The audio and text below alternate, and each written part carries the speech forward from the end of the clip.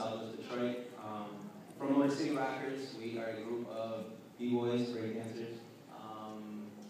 We have a big girl with us, Snapchat. But what it is what we're more about, because we've been dancing since early 2000, I'd say late 90s, early 2000 we came up. Yeah, 99. We were there with Redeemer, with McCarty, and everybody, you know, this guy we went to the same grade school. You know, he knows our roots, we know each other. Basically, after a while, we kind of like the whole traveling, going to do shows, being famous, that kind of like dissipated just with life. Just it kind of happened. And son, not gonna be able to, you know, be in Miami for 2 weeks and everything, or down in Florida Keys doing the Disney boat shows like a lot of my buddies are. I gotta stay here, so I found something else though. The neighborhood. Again, I went back and looked and seen something that I didn't see there. And what I had seen was that a lot of the kids lost it.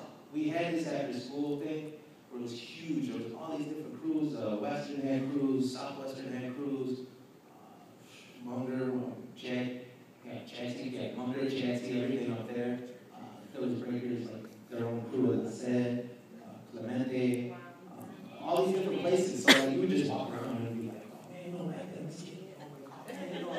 everywhere we went, that was the mentality. It wasn't. The scene has changed a lot, but we seen that it wasn't that. It was probably like for us being 13 years old, 14 years old when we started doing it, and then we kind of being part of a clique. You know, a lot of people seen this as games, like they seen it as a game thing, but we knew what we weren't involved with that.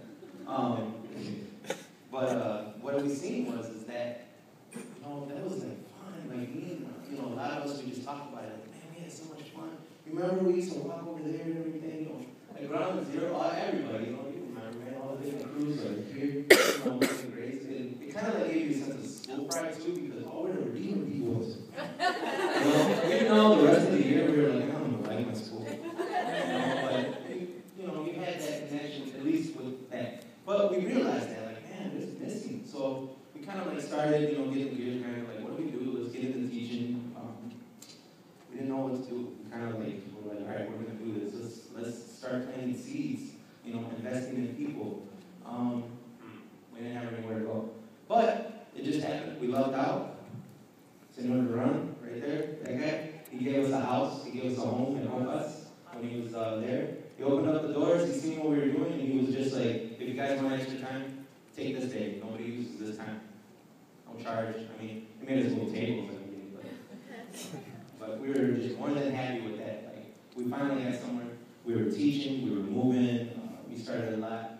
We got a lot of people like involved with, the more we learned, the more we got involved with the community, the more we seen, like it wasn't so much of, yo, let's try to teach the next superstar. It was, how do we keep these kids, like, from, like, a lot of us that were involved back then weren't there.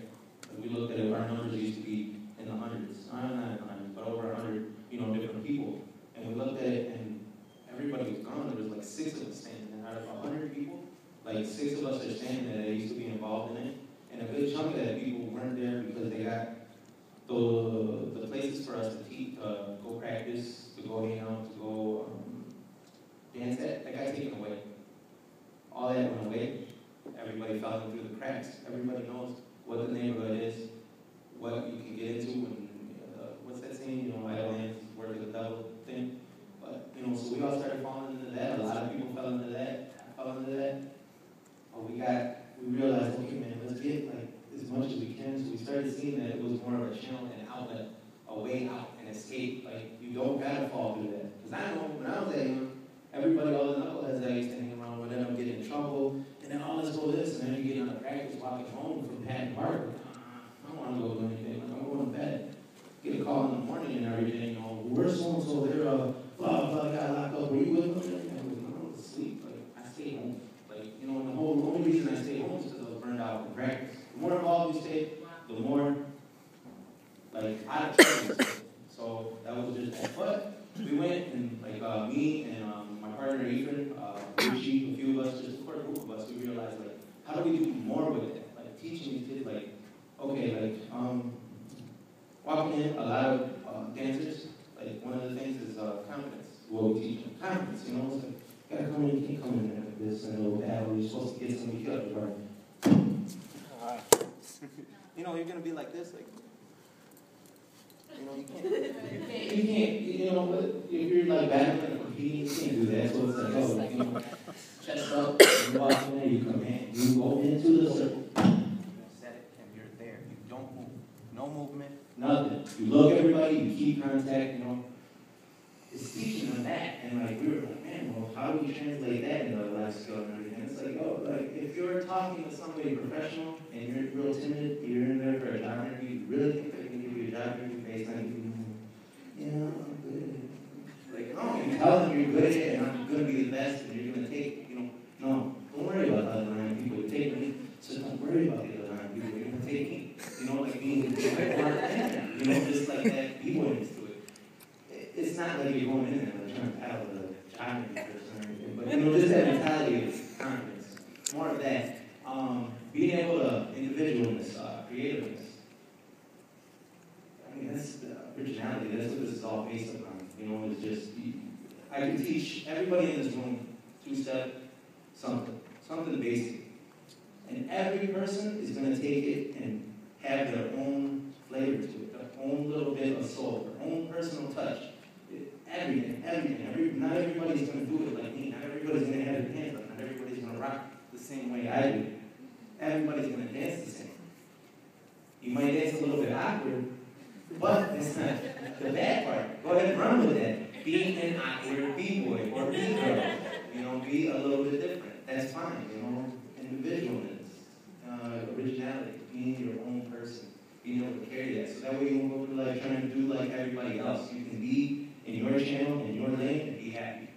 Because that mentality is kind of there. That little life skill is planted there, so you can run with it.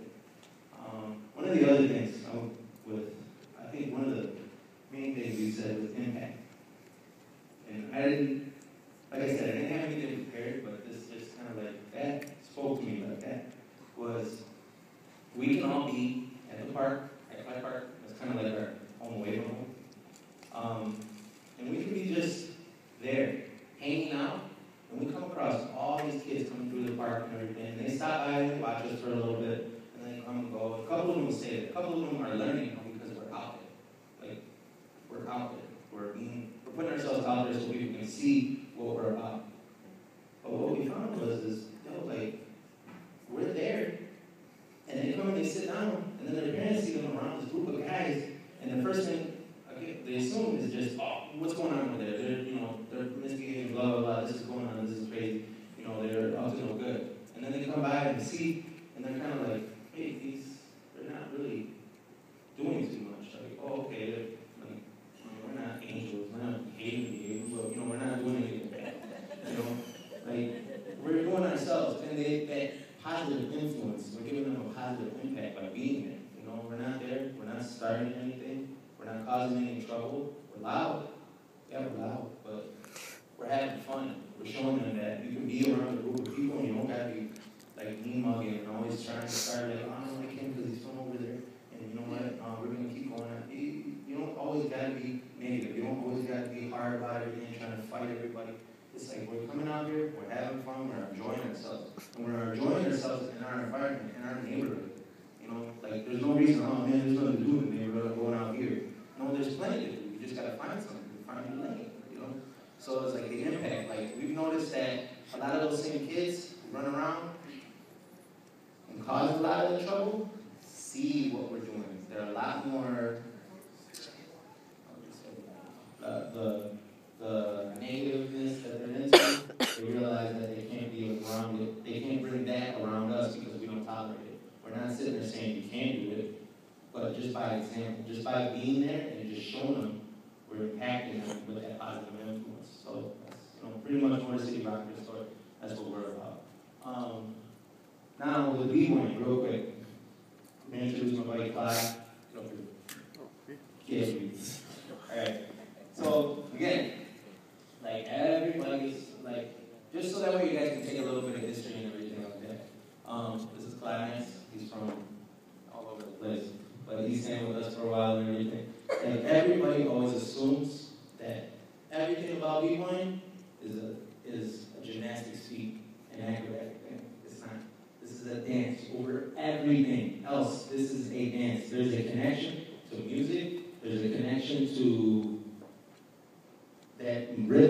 there is rhythm. Everybody just assumes, oh, X-Men. Oh, that's so cool, they're flipping, blah, blah, blah, and stuff and everything. So, like, I wanted to show you, like, a couple different styles real quick. It's carpet, so it's kind of, like, really restricting us. Oh, man. It hurt. Stand flick over there. But, no, all right, so let us do this. Okay, Clyde, don't move it.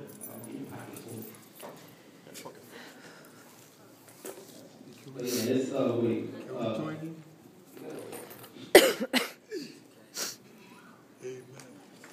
Can we join me? All right.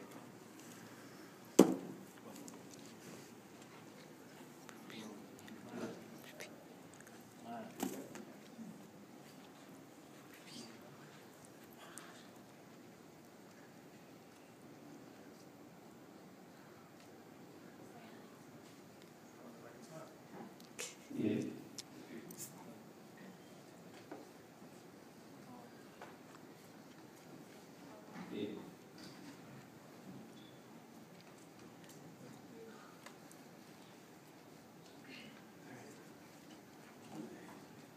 Good.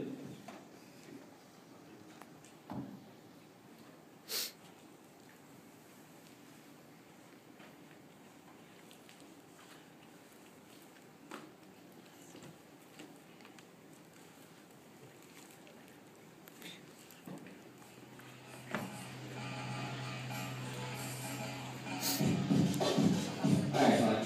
So look, like I was saying, everybody assumes it's flips, gymnastics, everything like that.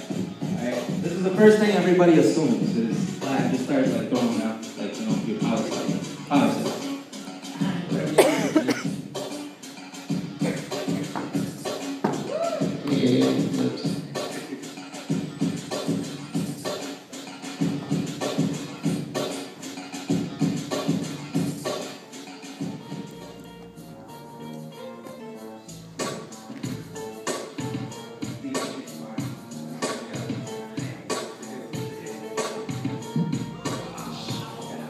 Word.